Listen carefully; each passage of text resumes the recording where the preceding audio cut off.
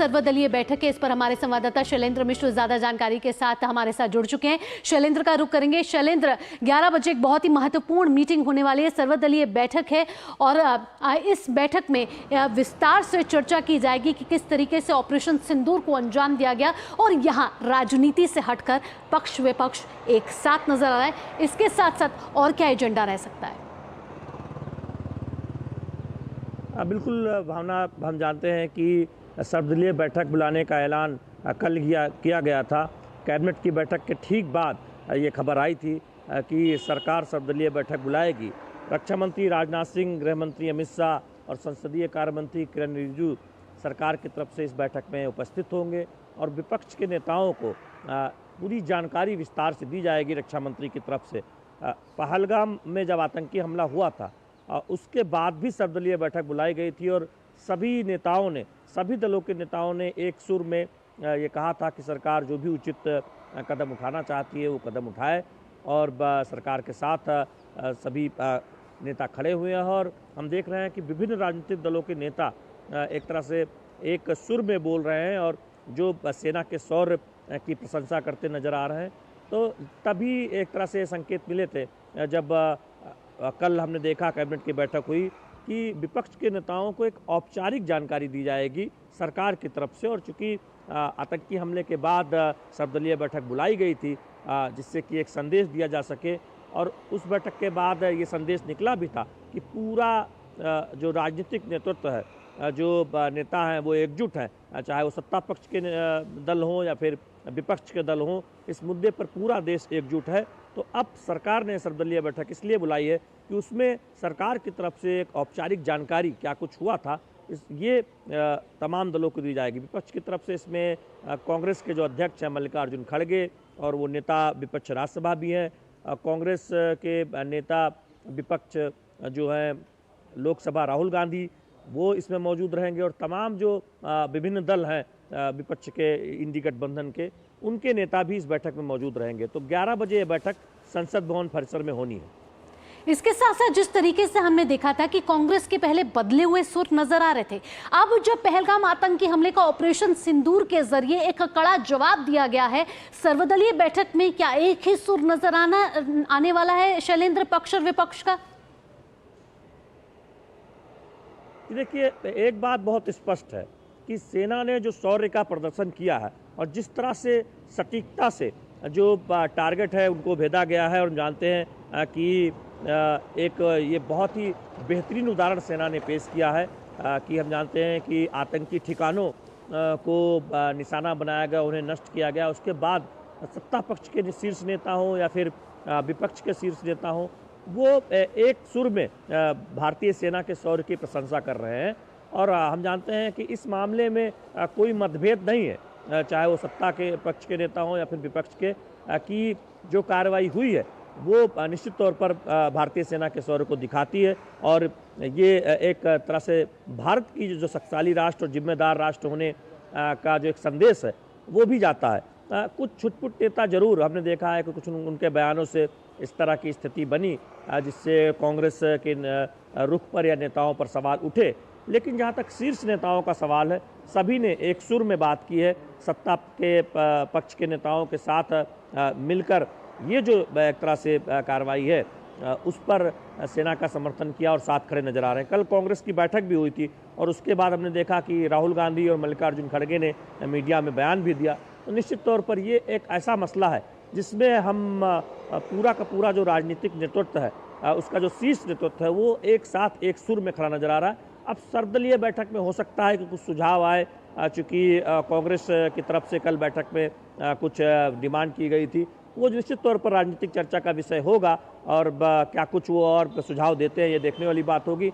लेकिन जहाँ तक आतंकी हमले के बाद हमने देखा है कि एक सुर में सभी राजनीतिक दल के नेता बोलते नजर आए हैं। कांग्रेस के कुछ नेताओं ने जरूर एक तरह से ऐसी बयानबाजी की जिस पर सवाल उठा।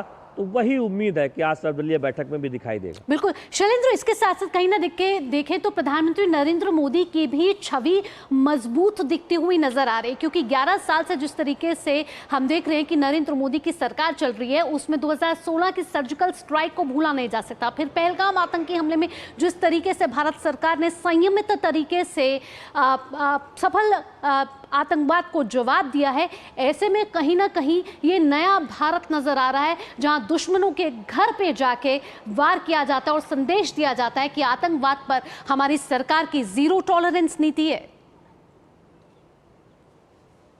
ये देखिए, कल जो प्रेस कॉन्फ्रेंस हुई थी और उसमें हमने देखा था कि भारत में जो आतंकवादी हमले होते रहे, किस तरह से पाकिस्तान में बैठे आतंकी, उनके आका भारत में आतंकवादी घटनाओं को समय समय पर अंजाम देते रहे, चाहे वो 26/11 हो या उसके बाद आतंकी हमले हो, सबका एक तरह से सिलसिलेवार तरीके से जिक्र किया गया। और हमें ये याद रखना होगा कि ये बात तब भी आई थी कि ये सवाल भी उठे थे कि 26/11 के बाद उस तरह की कोई कार्रवाई भारत की तरफ से क्यों नहीं की गई। उस वक्त का जो राजनीतिक नेतृत्व था उसने शायद सेना को उतनी छूट नहीं दी, इस तरह की चर्चा हुई। तो निश्चित तौर पर बीते 11 वर्षों में हमने देखा है कि प्रधानमंत्री नरेंद्र मोदी की लीडरशिप में भारत और मजबूत और शक्तिशाली देश के तौर पर दुनिया के बीच उभर कर आया है, और जिम्मेदार देश के तौर पर भी हम जानते हैं कि भारत की जो छवि है वो और मजबूत हुई है। जिस तरह से ये स्ट्राइक की गई और पहलगाम आतंकी हमले का एक तरह से जवाब दिया गया और ये स्पष्ट संदेश दिया गया कि कहीं पर भी अगर कोई आतंकी गतिविधि जो आतंक के आका बैठे हैं, जो भारत में साजिश करते हैं, तो वहाँ भारत घुसकर मारने में सक्षम है, ध्वस्त उस नेटवर्क को करने में सक्षम है। तो निश्चित तौर पर एक संदेश गया, और ये तभी हो सकता है जब लीडरशिप स्ट्रांग हो, जब लीडरशिप ये छूट दे। क्योंकि भारतीय सेना के शौर्य को लेकर कभी कहीं कोई संदेह कभी भी नहीं रहा है, और हम जानते हैं कि भारतीय सेना की ताकत, उसके शौर्य, उसके पराक्रम का लोहा दुनिया मानती है। लेकिन जो राजनीतिक नेतृत्व है, जो लीडरशिप है, वो बहुत महत्वपूर्ण होती है, चूँकि अंतिम फैसला उसे ही लेना होता है। तो निश्चित तौर पर देश और दुनिया, हम जानते हैं कि दुनिया के सबसे लोकप्रिय नेता तो प्रधानमंत्री नरेंद्र मोदी हैं ही, लेकिन साथ ही साथ उनकी जो लीडरशिप क्वालिटी है वो भी बहुत महत्वपूर्ण एक तरह से दुनिया देख रही है कि प्रधानमंत्री नरेंद्र मोदी की लीडरशिप में किस तरह से ये फैसला लिया गया। और कल जब कैबिनेट की बैठक हुई तो उसमें हमने देखा कि मेजे थपथपाकर भारतीय सेना को बधाई दी गई, उनकी शौर्य की प्रशंसा की गई। हमने वो दृश्य भी देखा। जी, साथ साथ रक्षा मंत्री राजनाथ सिंह के नेतृत्व में सर्वदलीय बैठक होने वाली है, और राजनाथ सिंह ने कल कहा था कि जिन मुही मारा तिन मुही मारे, यानी कि उन्हीं को मारा गया है जिन्होंने हमारे मासूमों को मारा है। बड़े ही प्रिसीजन के साथ ये पूरा सफल ऑपरेशन कहीं ना कहीं किया गया, और भारत सरकार ने जिस तरीके से 15 दिन का समय लिया, उसमें टारगेट, टास्क और टाइमिंग पूरी तरीके से एक तीनों सेनाओं के साथ मिलकर ये इस ऑपरेशन को अंजाम दिया गया है। भारत सरकार की ही ये नीति थी, ये सामरिक क्षमता थी, जिसका कहीं ना कहीं हमारे देश ने ये सफल अंजाम देखा। भावना, देखिए, जब सैन्य कार्रवाई हुई और हमने देखा कि ये स्पष्ट तौर पर कहा गया कि आतंकी जो ठिकाने थे, जो उनका टेरर नेटवर्क था, उसको निशाना बनाया गया। किसी सिविलियन को या फिर पाकिस्तान के सैन्य ठिकानों को निशाना नहीं बनाया गया। ये बहुत बात स्पष्ट तौर पर सामने साफ कर दी गई थी, और यही ये दिखाता है कि हमारा जो टारगेट है वो आतंकी है, आतंकवादी है, उनका टेरर इंफ्रास्ट्रक्चर है जो भारत के खिलाफ साजिश करते हैं। हम किसी देश के खिलाफ कार्रवाई नहीं करना चाहते, ये बात बहुत स्पष्ट है। और तभी हमने देखा कि इस तरह की एक सैन्य कार्रवाई हुई। और जो रक्षा मंत्री राजनाथ सिंह ने कल कहा, हम जानते हैं कि अशोक वाटिका में जब हनुमान जी ने जिस तरह से कार्रवाई की थी, और उसका उदाहरण कर देते उन्होंने कहा कि जिन्होंने उनको मारा था उनको सबक सिखाने का काम किया गया है।